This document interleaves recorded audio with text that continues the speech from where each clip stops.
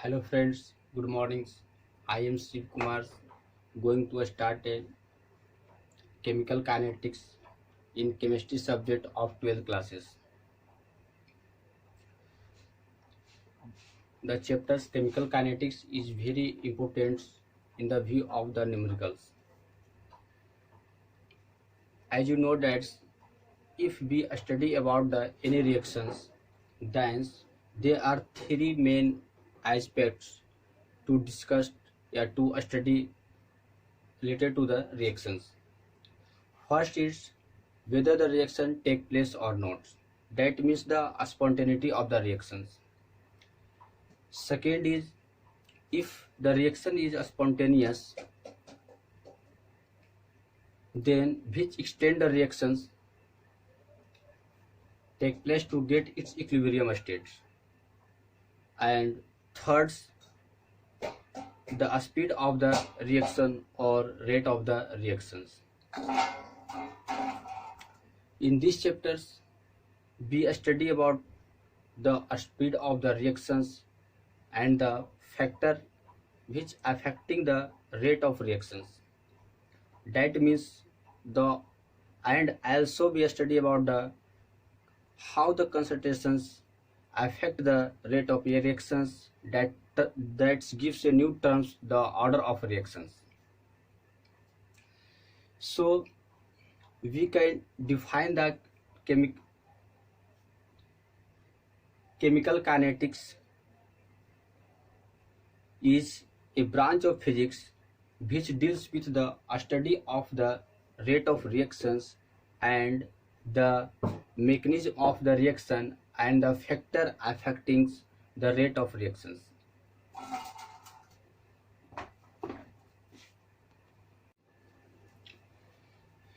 Chemical kinetic रासायनिक गतिकी ये बहुत इम्पोर्टेंट चैप्टर है न्यूमेरिकल के व्यू से। जब हम कोई अभिक्रिया के बारे में अध्ययन करते हैं तो हम उसमें तीन मेन पहलू को देखते हैं। पहला कि रिएक्शन हो रहा है या नहीं हो रहा है, जिसे स्पॉन्टेनिटी ऑफ रिएक्शन भी कहते हैं। दूसरा, यदि रिएक्शन हो रहा है तो अभिक्रिया को इक्विलिब्रियम स्टेट प्राप्त करने में कितनी समय लगता है, कितनी देर लगता है, इसके बारे में हम जानते हैं। फिर तीसरा होता है कि जो रिएक्शन हो रहा है उसका स्पीड क्या है, उसका रेट क्या है। तो ये आपका तीन जो मेन पॉइंट होता है, इसको हम यहाँ पर क्या कहते हैं, ऑब्जर्व करते हैं। यह जो चैप्टर है केमिकल काइनेटिक्स, इसमें तीसरा पॉइंट के बारे में मेनली रूप से डिस्कस किया गया है। तो इस चैप्टर में हम सबसे पहले सीखेंगे कि अभिक्रिया का रेट क्या है, रेट ऑफ रिएक्शन, अभिक्रिया का वेग क्या है। दूसरी बात हम जानेंगे इसमें factor on which the reaction depends, वैसे कौन कौन से कारक है जिस पर अभिक्रिया निर्भर करता है। तीसरी हम जानेंगे कि मैकेनिज्म ऑफ द रिएक्शन, अभिक्रिया का क्रियाविधि क्या है। और चौथी बात जानना है the effect of the concentration on the rate of reaction, order of rate of reaction, मतलब अभिक्रिया का सांद्रण का अभिक्रिया के वेग पर क्या प्रभाव पड़ता है, जिससे एक नया टर्म मिलता है order of reaction. Order of reaction जो है रेट ऑफ रिएक्शन के कंसंट्रेशन को क्या कहता है, डिनोट करता है। तो केमिकल काइनेटिक को किस प्रकार से आप डिफाइन कर सकते हैं, इसका परिभाषा पूरा सिंपल है। केमिकल काइनेटिक्स फिजिक्स का वह शाखा होता है जिसमें हम फिजिक्स के अभिक्रिया का दर, जिसमें हम रासायनिक अभिक्रिया का दर, अभिक्रिया के प्रभावित करने वाले कारक तथा अभिक्रिया के क्रियाविधि के बारे में अध्ययन करते हैं, केमिकल काइनेटिक्स कहलाता है।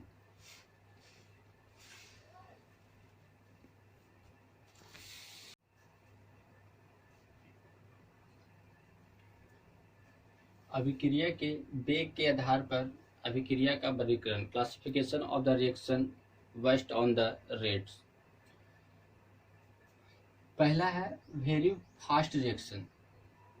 इसको 3 भाग में वर्गीकृत किया गया है। एक ऐसी अभिक्रिया जो बहुत फास्ट होता है, दूसरा वह अभिक्रिया जो बहुत स्लो होता है, जो 2 या 1 से 2 मंथ टाइम लगता है रिएक्शन होने में। तीसरा वह रिएक्शन जो ना तो फास्ट होता है ना ही तो स्लो होता है, जिसे हम मॉडरेट स्पीड में कर सकते हैं, मॉडरेट स्पीड में होता है। तो ये 3 भाग में क्लासीफाई कर सकते हैं इसको। फास्ट रिएक्शन में कौन कौन सा आता है? AgNO3 plus HCl equal to AgCl NaNO3। मतलब सिल्वर नाइट्रेट को सोडियम क्लोराइड के साथ जब रिएक्शन कराते हैं तो आपका सिल्वर क्लोराइड बनता है, सिल्वर क्लोराइड का प्रेसिपिटेट बनेगा और सोडियम नाइट्रेट प्राप्त होता है। ये भी एक्वा सोल्यूशन, ये भी एक्वा सोल्यूशन, ये सॉलिड, ये क्या आपका एक्वा सोल्यूशन है।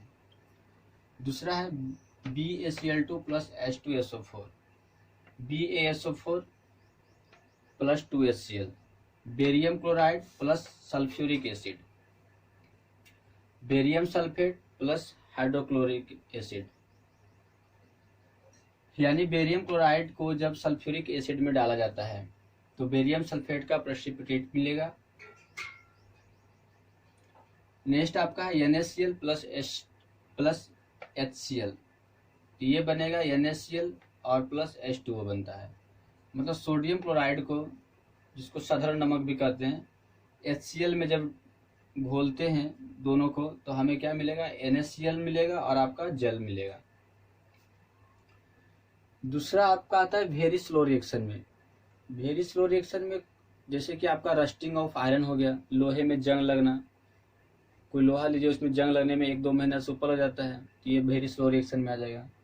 तीसरा है आपका मॉडरेट रिएक्शन। ये रिएक्शन जो है ना तो ज़्यादा फास्ट होता है ना ही ज़्यादा आपका स्लो होता है। तो जिसमें जैसे कि आपका पहला है आपका हाइड्रोलाइसिस ऑफ CH3COO C2H5। जब इसको रिएक्शन H2O से कराते हैं, जल से करवाते हैं एसिड के प्रेजेंस में, तो CH3COOH बनेगा और C2H5OH बनता है। यानी एसिटिक एसिड बनेगा और इथेनॉल बनेगा। यानी कह सकते हैं एसिड एनहाइड्राइड को जलयोजन कराने पर, लिक्विफिकेशन कराने पर, या तो आपका एसिटिक एसिड मिलेगा और आपका इथेनॉल मिलता है। नेक्स्ट आपका है सुक्रोज को हाइड्रोलाइसिस कराने पर फ्रुक्टोज और ग्लूकोज मिलेगा। दोनों का फॉर्मूला सेम होता है, C6H12O6 C6H12O6। एक को फ्रुक्टोज कहते हैं और एक को ग्लूकोज कहते हैं। चलिए ठीक है, तो इस प्रकार से आपका रिएक्शन का क्लासिफिकेशन होता है। आज इसमें ये जानना है कि रिएक्शन को हम वर्गीकृत 3 भाग में क्यों करते हैं। यानी कुछ रिएक्शन स्लो क्यों होता है, कुछ रिएक्शन फास्ट क्यों होता है, कुछ रिएक्शन मॉडरेट क्यों होता है। तो मेनली रूप से आप ये जानते हैं कि कोई भी रिएक्शन जो टेक प्लेस होता है, जो कोई भी अभिक्रिया होता है, वो आपका आयनों के बीच या तो आपका मॉलिक्यूल्स के बीच आप बॉन्ड को ब्रेक करने से या तो टूटने पर डिपेंड करता है। यदि 2 मॉलिक्यूल के बीच बॉन्ड स्ट्रॉन्ग है तो उसमें आपका क्या होता है, रिएक्शन होने के लिए अधिक एनर्जी की आवश्यकता होती है। यदि आपका 2 मॉलिक्यूल के बीच बॉन्ड वीक है तो उसमें रिएक्शन होने के लिए कम एनर्जी की आवश्यकता होती है। तो जिसका बॉन्ड स्ट्रॉन्ग होता है वो आपका स्लो रिएक्शन में चला जाता है, जिसका बॉन्ड आपका वीक होता है वो क्या होता है, आपका फास्ट रिएक्शन में चला जाता है। तो इस प्रकार से जो रिएक्शन का रेट होता है, जो रिएक्शन होने का जो टाइम लगता है, वो उसके आपका बॉन्ड पर डिपेंड करता है, बॉन्ड एंथैल्पी पर डिपेंड करता है।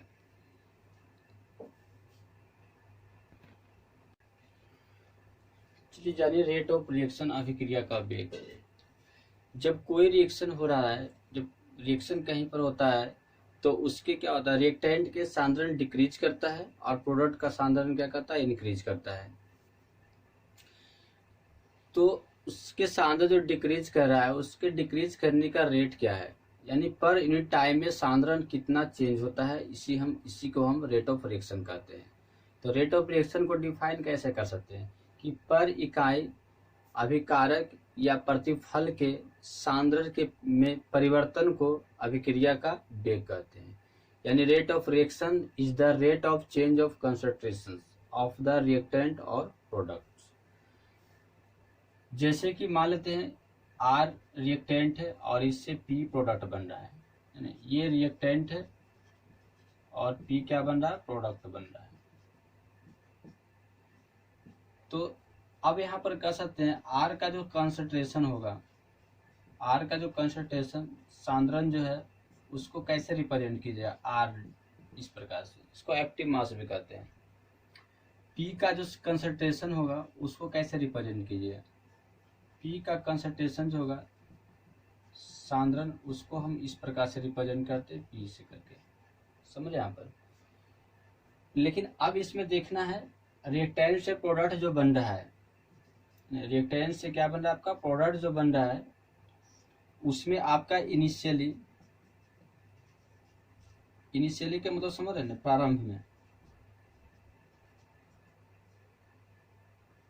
प्रारंभ में इसके रिएक्टेंट को R1 मान लेते हैं, इसके सांद्रण को R1 मान लेते हैं और इसके सांद्रण को क्या मान लेते हैं, P1 मान लेते हैं। और T समय के बाद, या तो आप बोल सकते हैं डेल T समय के बाद, या तो इस समय टाइम जो रहेगा, चलिए ठीक है, इस समय जो टाइम है, टाइम T1 है, फिर आपका टाइम क्या रहेगा, T2। तो T2 टाइम पर, जिसको फाइनली बोल सकते हैं, फाइनली मतलब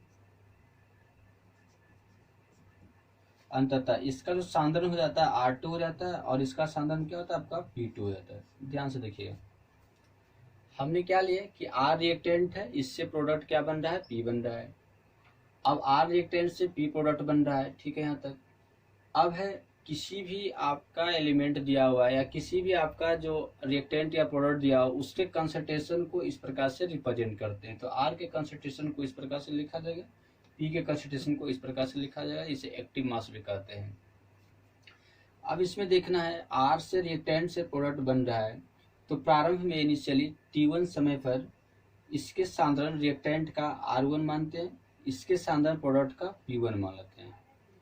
T2 समय पर, जिसको फाइनली अंततः इसका सांद्रण R2 हो जाता है और इसका सांद्रण क्या होता है, आपका P2 हो जाता है। तो अब यहाँ पर आपका दो चीज निकलेगा। पहला जो निकलेगा आपका अभिकारक के सांद्रण में परिवर्तन, अभिकारक के सांद्रण में परिवर्तन, परिवर्तन कितना होगा आपका, इसको डेल आर से करके लिखिएगा, डेल आर, ठीक है। अब डेल आर कितना होगा आपका, R1, पहले से R1 था, बाद वाला क्या R2 हो गया ना, R2 माइनस क्या आपका R1 हो जाएगा, R2 माइनस क्या आपका R1। आप एक चीज यहाँ पर देख रहे होंगे कि आपका जो प्रोडक्ट होता है, रिएक्टेंट होता है, उसका कंसंट्रेशन डिक्रीज करता है, घटता है अभिक्रिया के बाद। तो यहाँ पर आप ये भी कह सकते हैं कि R1 जो होगा आपका ग्रेटर देन क्या होगा, R2 से होगा, R1 ग्रेटर देन क्या होगा आपका R2, मतलब बाद वाला का अभी सांद्रण कम होता है, पहले वाला का तो ज्यादा, क्योंकि सांद्रण इसका क्या हो रहा है, घट रहा है। तो ये जो होगा डेल आर जो होगा वो निगेटिव में आएगा, ये क्या होगा आपका निगेटिव होगा, एक चीज ध्यान रखिएगा, ये क्या होगा आपका निगेटिव माइनस में आएगा। जब ये निगेटिव हो रहा है तो आप यहाँ पर क्या कर सकते हैं, आपका रेट ऑफ रिएक्शन क्या हो जाएगा, यानी सांद्रण के परिवर्तन का दर, सांद्रण के परिवर्तन की दर कितना निकल जाएगा, ये हो जाएगा R2 माइनस R1 बटे T2 माइनस T1, मतलब सांद्रण में परिवर्तन हुआ R2 माइनस R1 और समय कितना लगा है T2 माइनस T1। तो इस प्रकार से लिखा गया। इसको आप ऐसे भी लिख सकते हैं शॉर्ट में, आपका डेल आर अपॉन क्या आपका डेल टी हो जाएगा, इस प्रकार से भी सकते हैं। ये माइनस में तो निगेटिव डालिएगा, तो इसी को हम क्या कहते हैं, रेट ऑफ रिएक्शन कहते हैं। रेट ऑफ क्या होगा आपका रिएक्शन। तो रेट ऑफ रिएक्शन का मतलब क्या होता है, अभिकारक के सांद्रण के परिवर्तन का दर। पहले बात, अभिकारक से आप रेट ऑफ रिएक्शन भी निकाल सकते हैं, आप प्रतिफल से भी निकाल सकते हैं। जैसे देखिए प्रतिफल के सांद्रण का परिवर्तन कितना हो जाएगा, सांद्रण में परिवर्तन इसका निकालना है, तो क्या आपका P2 माइनस क्या आपका P1 होगा। आप ये जानते हैं कि इसमें P2 बड़ा है P1 से, P2 P1 से क्या है, बड़ा है, इसलिए क्या हो जाएगा आपका P2 जो होगा P2 माइनस, सॉरी, अब ये जो होगा P, ठीक है, P2 अब माइनस P1, जिसको आप डेल P से भी लिख सकते हैं, ये क्या होगा आपका पॉजिटिव होगा, ये क्या हो जाएगा पॉजिटिव। अब जब ये पॉजिटिव हो रहा है तो आपका सांद्रण के परिवर्तन का दर कितना निकल जाएगा,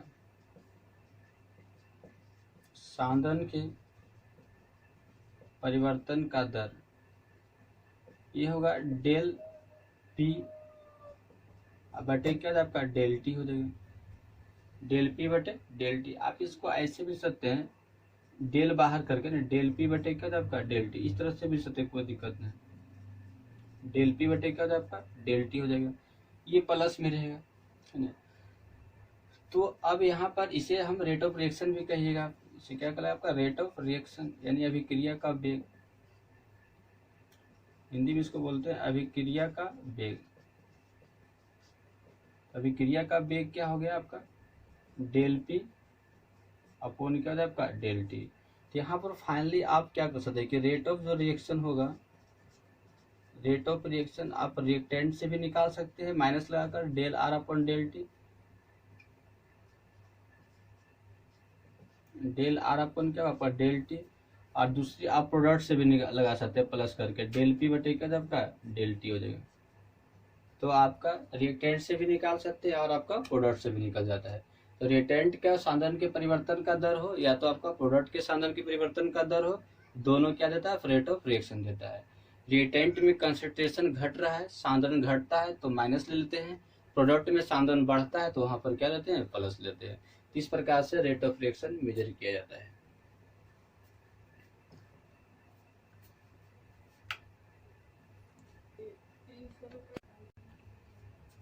अब जानिए unit of rate of reaction. Unit of rate of reaction अभिक्रिया के वेग की मात्रक, इसका यूनिट क्या होता है। देखिए आप ये जानते हैं कि रेट ऑफ रिएक्शन जो होता है इसका फॉर्मूला क्या होता है, रेट ऑफ रिएक्शन का जो फॉर्मूला होता है डेल P बटे क्या होता है आपका डेल T। इसको कहते हैं चेंज इन कंसंट्रेशन बटे change in time, change in concentration बटे चेंज इन टाइम, सांद्रण में परिवर्तन बटे समय में परिवर्तन। तो ऊपर तो सांद्रण रहेगा और नीचे क्या रहेगा आपका समय रहेगा। तो आप ऐसे भी जानते हैं सांद्रण का SI मात्रक क्या होता है, आपका सांद्रण का मात्रक क्या होता है मोल पर लीटर होता है, सांद्रण कंसंट्रेशन इसको मोलरिटी भी कहते हैं, ये क्या होगा मोल पर लीटर हो जाएगा। और टाइम का क्या होता है आपका सेकेंड होता है। तो इसका जो SI मात्रक हो जाएगा, इसलिए रेट ऑफ रिएक्शन का जो यूनिट्स होगा, का जो मात्रक होगा, इसको आप लिख सकते हैं एक पहली मात्रक मोल पर लीटर और पर सेकेंड। मोल पर लीटर क्या होगा पर सेकेंड, इसको इस प्रकार से लिख सकते हैं मोल लीटर पर पावर -1 और सेकेंड, और क्या आपका सेकेंड पर भी पावर -1, पहला हो गया। दूसरा क्या होता है मोल पर लीटर और पर मिनट, यदि टाइम मिनट में लेते हैं तो इस प्रकार से भी हो सकता है मोल पर लीटर पर मिनट, ये इसका मात्रक है। इंस्टेंटेनियस रेट ऑफ रिएक्शन, अभिक्रिया का तात्क्षणिक वेग। जब अभिक्रिया का वेग किसी क्षण पर हम निकालते हैं, किसी fix time point of time पर निकालते हैं तो उससे अभिक्रिया का तात्क्षणिक वेग कहा जाता है। इसको रिप्रेजेंट कैसे करते हैं इसके बारे में जानिए। जैसे कि मान लेते हैं एक रिएक्टेंट से प्रोडक्ट बन रहा है, तो इसको रेट ऑफ रिएक्शन आप इस प्रकार से लिख सकते हैं, रेट ऑफ रिएक्शन जो लिखा गया डेल R अपॉन क्या आपका डेल T हो जाएगा, इसको माइनस में लिख सकते हैं डेल R बटे क्या आपका del T minus equal to फिर प्लस डेल P बटे क्या आपका डेल T। इस प्रकार से इसको रिएक्शन लिखा जाता है। यदि आपका time del T tend to 0 रहेगा, यानी टाइम डेल्टी 10⁻⁴ मतलब किसी आपका इंस्टेंट हो जाएगा, है ना, किसी क्षण हो गया, किसी क्षण पर निकालना है, तो आप इसको कैसे ले सकते हैं रेट। तो इसी को हम बोलते हैं आपका इंस्टेंटेनियस रेट ऑफ रिएक्शन कहलाता है। यदि टाइम डेल्टी 10⁻⁴ रहेगा तो 0 समय पर यानी लगभग 0 समय पर जो वेग होता है उसे इंस्टेंटेनियस रेट ऑफ रिएक्शन कहते हैं। तो रेट ऑफ रिएक्शन इस प्रकार से लिखा गया इंस्टेंटेनियस का, at any instant, at any instant मतलब किसी क्षण, किसी क्षण जो रेट होगा, जो वेग हुआ, उसको आप इस प्रकार से लिखिए, लिमिट डेल टी 10⁻⁴ और डेल पी बटे का आपका डेल टी हो जाएगा। इसको लिख सकते हैं लिमिट डेल टी 10⁻⁴ और डेल पी अपॉन क्या आपका डेल टी हो जाएगा। और इसी को कन्वर्ट करके लिखा आता है डी पी बटे क्या आपका डी टी हो गया। तो आपने ये समझ गया कि rate instantaneous rate of reaction होगा आपका डिफरेंशिएटिंग के टर्म में होता है, डी पी बटे का आपका डी टी हो जाएगा।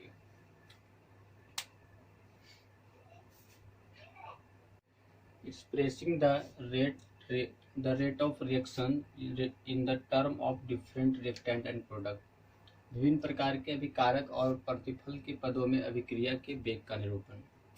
अब यहाँ पर यह जानना है कि यदि रिएक्शन का रिएक्टेंट और प्रोडक्ट अलग अलग टर्म में दिया रहेगा तो उस टर्म का उपयोग करके रेट ऑफ रिएक्शन को कैसे एक्सप्रेस करेंगे। जैसे कि हम यहाँ पर एक एग्जांपल लेके चलते हैं, PCl5। PCl5 जब डिकम्पोज करेगा तो क्या बनता है, PCl3 बन रहा है और प्लस Cl2 बन रहा है। तो इसमें आप क्या देख रहे हैं इस रिएक्शन में कि PCl5 का 1 मोल है यहाँ पर, और ये डिकम्पोज करता है तो PCl3 का भी 1 मोल बनता है और Cl2 का भी क्या बनता है आपका 1 मोल बनता है। तो यहाँ पर क्या कर सकते हैं कि जो आपका डिकम्पोजिशन का रेट है PCl5 का, वही PCl3 के फॉर्मेशन का रेट है और वही Cl2 का भी फॉर्मेशन का रेट है। तो यहाँ पर रेट ऑफ रिएक्शन जो लिखाएगा इस प्रकार से हो जाएगा, रेट ऑफ रिएक्शन जो होगा, रेट ऑफ रिएक्शन जो होगा डेल PCl5 अपॉन क्या आपका डेल टी, क्या जाएगा डेल टी, इधर माइनस में रहेगा, equal to del PCl3 upon del T, और इक्वल टू हो जाएगा डेल Cl2 अपॉन क्या आपका डेल टी होगा। इस प्रकार से इसमें एक्सप्रेस करते हैं रेट ऑफ रिएक्शन को। क्यों ऐसा किया जाता है, क्योंकि सभी इसके डिकम्पोजिशन का रेट इस दोनों के फॉर्मेशन के रेट के क्या है बराबर ही है। तो इस प्रकार से रिप्रेजेंट कर सकते हैं। दूसरा एग्जाम्पल लिख चलते हैं, इनदर एग्जाम्पल में क्या है N2O5। ये N2O5 डिकम्पोज करेगा तो NO2 बनाएगा और आपका O2 बनाता है, यानी N2O5 तो NO3 बनाएगा और क्या बनाएगा, सॉरी NO2 बनाएगा और O2 बनाएगा। इसको बैलेंस करना है तो यहाँ पर 4 डाल दीजिए ना, यहाँ पर 4 डालते हैं और यहाँ पर क्या आपका 2 हो जाएगा। तो 5 दूनी 10, 4 दूनी 8, 2 10 हो गया। इस प्रकार से ये बैलेंस हो गया। अब यहाँ पर क्या देख रहे हैं, इसके 2 मोल है, N2O5 का कितने मोल है, 2 मोल है, और NO2 का 4 मोल है और O2 का क्या 1 मोल है। तो यहाँ पर क्या कर सकते हैं कि इसका जो रेट ऑफ डिकम्पोजिशन है आपका O2 की तुलना में क्या आपका दुगना है, इसका जो डिकम्पोजिशन है इसके तुलना में दुगना है, यानी N2O5 का जो रेट है वो जो रेट है O2 के तुलना में दुगना है,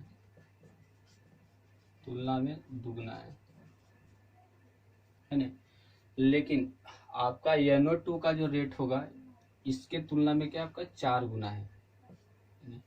यहाँ पर इससे ये कर सकते, इससे क्या पॉइंट निकलेगा, इसके 4 मोल बन रहा है, इसके 1 ही मोल बन रहा है। तो NO2 का जो रेट है, NO2 का जो वेग है रेट, वो क्या है आपका O2 से 4 गुना है, 4 गुना है। तो यहाँ पर इसका रेट आपका O2 से दुगना हो गया और इसका रेट O2 से क्या आपका 4 गुना है। तो इसको कैसे रिप्रेजेंट कीजिएगा, रेट निकालिएगा। तो रेट निकालने के लिए सबको इक्वली मिलाना है। तो इक्वली मिलाने के लिए इस प्रकार से लिखा जाता है, ये जो 2 है, ये 4 है, ये 1 है, इसको हम स्टोइकियोमेट्रिक कोफिशिएंट कहते हैं। क्या बोलते हैं, stoichiometric coefficient, stoichiometric coefficient. Coefficient कहता है। तो अब यहाँ पर रेट इसको एक्सप्रेस करना है, इसके लिए रेट इस प्रकार से एक्सप्रेस करता है। रेट जो होगा -1/2 हो जाएगा, 1/2 और फिर माइनस आगे ही माइनस करते हैं, -1/2 हो गया और डेल n2O5 अपॉन क्या आपका डेल टी हो गया, फिर इक्वल टू 1/4 हो गया और डेल NO2 हो जाएगा, डेल NO2 अब बटे क्या आपका डेल टी हो जाएगा और फिर आपका क्या हो जाएगा, इधर 1 ही रहेगा आपका डेल O2 अब बटे क्या आपका डेल टी हो जाएगा। इस प्रकार से इसमें रेट ऑफ रिएक्शन एक्सप्रेस होगा। अब है तो इस प्रकार से जनरली आप किस प्रकार से लिख सकते हैं। यदि जनरली लिखना है, जनरली आपका लिखना है तो जैसे कि आपका रिएक्शन दिया हुआ है ए अब प्लस बी और प्रोडक्ट जो बन रहा है एक्स अब प्लस क्या बन रहा है वाई। तो इसके लिए रेट किस प्रकार से लिखा है, तो इसका जो रेट हो जाएगा वो -1/a del A upon del A upon del T, del A upon क्या आपका डेल टी हो जाएगा, फिर बराबर -1/b डेल बी बटे क्या आपका डेल टी हो जाएगा, फिर बराबर 1 बटे प्लस में रहेगा ना प्लस 1/x और डेल एक्स बटे क्या होगा डेल टी हो जाएगा, फिर बराबर 1/y और डेल वाई बटे क्या होगा आपका डेल वाई बटे डेल टी हो जाएगा। इस प्रकार से लिखा है। यानी आप क्या समझिए कि कोई रिएक्शन दिया हुआ है तो उसकी जो स्टोइकोमेट्रिक कोएफिशिएंट होता है उससे क्या करते हैं डिवाइड कर देते हैं और उस प्रकार से उसका कंसंट्रेशन अपॉन क्या हो जाता है टाइम हो जाता है। तो इस प्रकार से अब कोई भी रिएक्शन दिया रहेगा तो उसका रेट ऑफ रिएक्शन आप आसानी से लिख सकते हैं।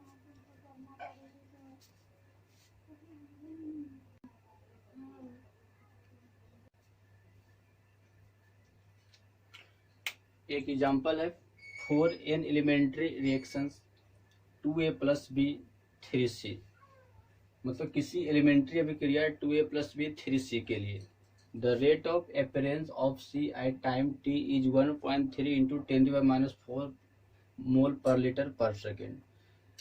रेट ऑफ अपीयरेंस जो है c का टाइम t पर इतना है, कैलकुलेट एट दिस टाइम, तो इस समय पर कैलकुलेट कीजिए, गणना कीजिए। पहला क्या गणना करना है, रेट ऑफ रिएक्शन अभिक्रिया का वेग और रेट ऑफ डिफरेंस ऑफ ए, आप ए के रेट ऑफ डिफरेंस कैलकुलेट करना है। तो इसमें दो नया टर्म आपके लिए आ रहा है, एक रेट ऑफ अपीयरेंस और एक rate of disappearance, sorry rate of क्या है डिसअपीयरेंस, दो नया टर्म आ रहा है। वो दोनों क्या होता है पहले ये समझ लीजिएगा। जैसे कि आपका रिएक्शन से समझाते हैं, जैसे कि आपका जो रिएक्शन दिया हुआ यहाँ पर रिएक्शन है 2a + b और 3c, रिएक्टेंट में रिएक्टेंट ए बी है और प्रोडक्ट क्या बन रहा है सी बन रहा है।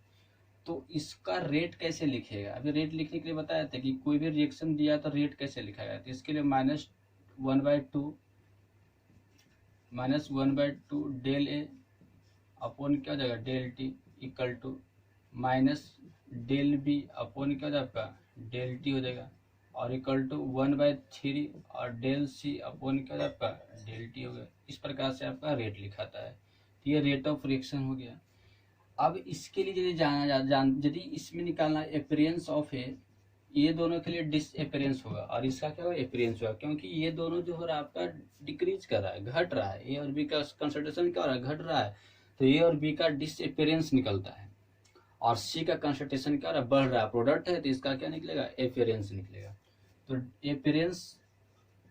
अपीयरेंस ऑफ सी जो होगा वो आपका लिखाएगा del C upon del T. यानी आपने क्या समझे कि यदि कोफिशिएंट को हटा देते हैं तो जो रेट ऑफ कंसंट्रेशन रहेगा वो अपीयरेंस या डिसअपीयरेंस होगा। तो अपीयरेंस ऑफ सी इतना हो गया और डिसअपीयरेंस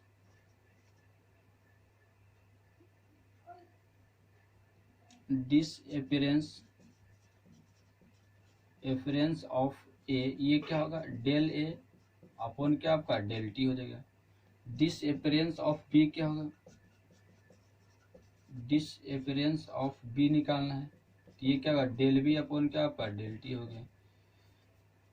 इसका भी कोफिशिएंट हमने हटा दी, del A upon del T disappearance of A कहलाएगा। इसमें तो कोफिशिएंट है ही नहीं था, -1 था, वो हटा दें तो डेल बी बटे डेल टी का डिसअपीयरेंस ऑफ बी हो गया। ये डिसअपेरेंस और ये अपेरेंस का फॉर्मूला होता है। डिसअपेरेंस जब भी निकलता है रिएक्टेंट का निकलेगा और अपेरेंस किसका होता है, आपका प्रोडक्ट का निकलता है। यहाँ तक तो कोई दिक्कत नहीं। अब यहाँ पर दिया हुआ क्या, the rate of appearance of C at time T. Rate of appearance यहाँ पर दिया हुआ है, यहाँ पर जो है आपका डेल सी अपॉन क्या है, डेल टी दिया हुआ है। रेट ऑफ अपेरेंस समझ रहे हैं, rate of appearance, the rate of appearance of C at time T equal to इतना, तो del C upon del T 1.3 into 10⁻⁴ mole पर लीटर पर सेकेंड। ये rate of appearance of C दिया हुआ है। तो रेट ऑफ रिएक्शन क्या होगा बता सकते हैं, तो रेट ऑफ रिएक्शन निकालना है तो ये क्या हो जाएगा, तो रेट ऑफ रिएक्शन के लिए फॉर्मूला क्या होता है, सी के टर्म में 1/3, सी के टर्म में निकालना है तो 1/3 डेल सी अपन क्या होता है, डेल टी होता है। ऐसे तो रेट ऑफ रिएक्शन के 3 फॉर्मूला है, ए के टर्म में ये है, बी के टर्म में ये, और ये सी के टर्म में। तो यहाँ पर अपेरेंस सी का दिया तो सी के टर्म में निकालते रेट ऑफ रिएक्शन, ये हो जाएगा। यानी 1/3 हो गया और डेल सी अपन डेल टी के ऊपर क्या रखा जाएगा 1.3 मल्टीप्लाई 1.3 और मल्टीप्लाई हो जाएगा 10⁻⁴ हो गया। इसको सॉल्व कीजिए तो कितना हो जाएगा 0.4 हो जाएगा और फिर आपका 3 क्या होगा 9 इंटू 10⁻⁴ -4 रहेगा, ये आ गया मोल पर लीटर हो गया। तो ये रेट ऑफ पर लीटर पर सेकंड, ये रेट ऑफ रिएक्शन निकल गया। दूसरा क्या निकालना है आपका, रेट ऑफ डिसअपेरेंस ऑफ ए। तो फिर आप जानते हैं कि रेट ऑफ रिएक्शन का नेक्स्ट फॉर्मूला क्या होता है, रेट ऑफ रिएक्शन का नेक्स्ट फॉर्मूला जो आपका ए के टर्म में लिखना था, ए के टर्म में क्या हुआ rate of reaction -1/2 del A upon क्या हो जाएगा डेल टी हो जाएगा, -1/2 del A upon del T. तो यहाँ पर imply -1/2 del A upon del T, ये रेट ऑफ रिएक्शन है। तो रेट ऑफ रिएक्शन कितना निकला हुआ था 0.43 इंटू 10⁻⁴ निकला हुआ है, इसलिए del A upon del T निकालना है। तो क्या हो जाएगा आपका -2 गुने 0.43 इंटू 10⁻⁴ हो गया। तो इसी को हम क्या बोलते हैं, rate of disappearance, rate of disappearance of A क्या हो गया आपका del A upon del T equal to का सॉल्व कर दिए, 3 दूनी 6 4 दूनी कितना 8, तो हो गया 0.86 और इंटू 10⁻⁴ क्या होगा -4 मोल पर लीटर और पर सेकेंड। ये रेट ऑफ क्या हो जाएगा डिसअपेरेंस निकल जाएगा।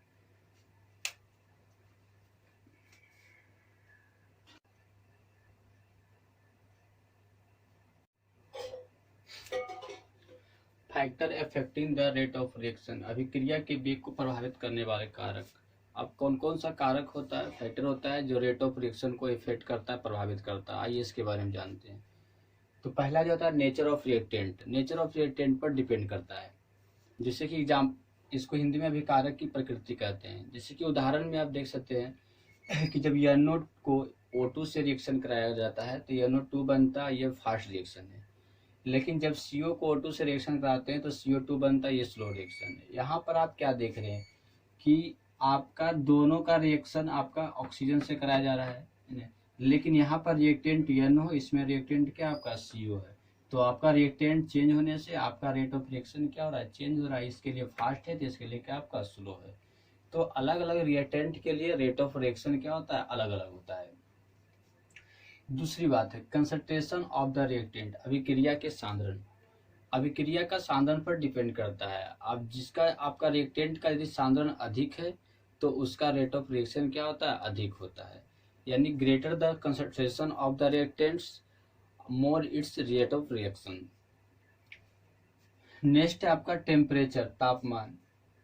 तापमान यदि इंक्रीज करते हैं, बढ़ाते हैं, तो आपका रेट ऑफ रिएक्शन क्या होता है, आपका बढ़ता है। तो on increasing the temperature the rate of reaction increase, मतलब तापमान बढ़ाने पर रेट ऑफ रिएक्शन क्या आपका बढ़ेगा। नेक्स्ट आपका प्रेजेंस ऑफ कैटलिस्ट, उत्प्रेरक की उपस्थिति। कैटलिस्ट क्या होता है, कैटलिस्ट उसे कहते हैं जो रिएक्शन में भाग ना लेकर वो रिएक्शन के रेट को क्या करता है, चेंज कर देता है, अभिक्रिया के वेग में परिवर्तन लाता है, उसे कैटलिस्ट कहा जाता है। तो कैटलिस्ट होता ही आपका अभिक्रिया के वेग में परिवर्तन लाने के लिए। तो आपका यदि कैटलिस्ट का उपयोग करने से रेट ऑफ रिएक्शन में क्या होगा, चेंजिंग आएगा, यानी उसका बढ़ेगा या तब क्या होगा, घटेगा। तो कैटलिस्ट पर भी रेट ऑफ रिएक्शन आपका डिपेंड कर रहा है।